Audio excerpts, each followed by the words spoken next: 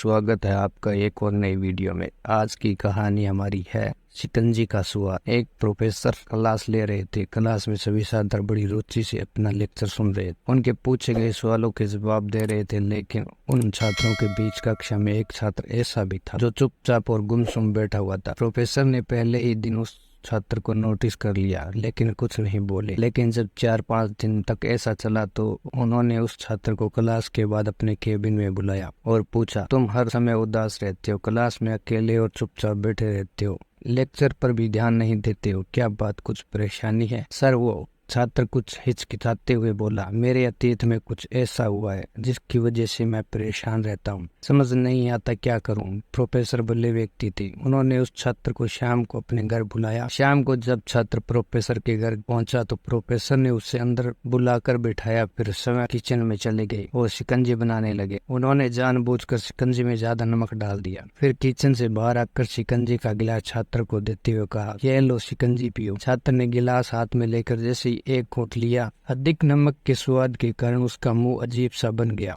यह देखकर प्रोफेसर ने पूछा, क्या हुआ, शिकंजी पसंद नहीं आई? नहीं सर, ऐसी बात नहीं है, बस शिकंजी में थोड़ा नमक ज्यादा है। छात्र बोला, अरे अब तो यह बेकार हो गया, लाओ गिलास मुझे दे दो, मैं इसे फेंक देता हूँ। प्रोफेसर ने छात्र से गिलास लेने के लिए अपना हाथ आगे बढ़ाया, लेकिन छात्र ने मना करते हुए कहा, नहीं सर, बस नमक ही ज्यादा है, थोड़ी चीनी और मिलाइए तो स्वाद ठीक हो जाएगा। यह बात सुनकर प्रोफेसर गंभीर हो गए और बोले, यही सही कहा तुमने, अब इसे समझ भी जाओ, यह शिकंजी तुम्हारी जिंदगी है, इसमें घुला अधिक नमक तुम्हारे अतीत के बुरे अनुभव है। जैसे नमक को शिकंजी से बाहर नहीं कर सकते, वैसे ही उन बुरे अनुभवों को जीवन से अलग नहीं कर सकते। वे बुरे अनुभव भी जीवन का हिस्सा ही है, लेकिन जिस तरह हम चीनी घोलकर शिकंजी का स्वाद बदल सकते हैं, वैसे ही बुरे अनुभवों को भूलने के लिए जीवन में मिठास तो घोलनी पड़ेगी ना। इसलिए मैं चाहता हूँ कि तुम अब अपने जीवन में मिठास घोलो। प्रोफेसर की बात छात्र समझ गया और उसने निश्चय किया कि अब वह बीती बातों से परेशान नहीं होगा।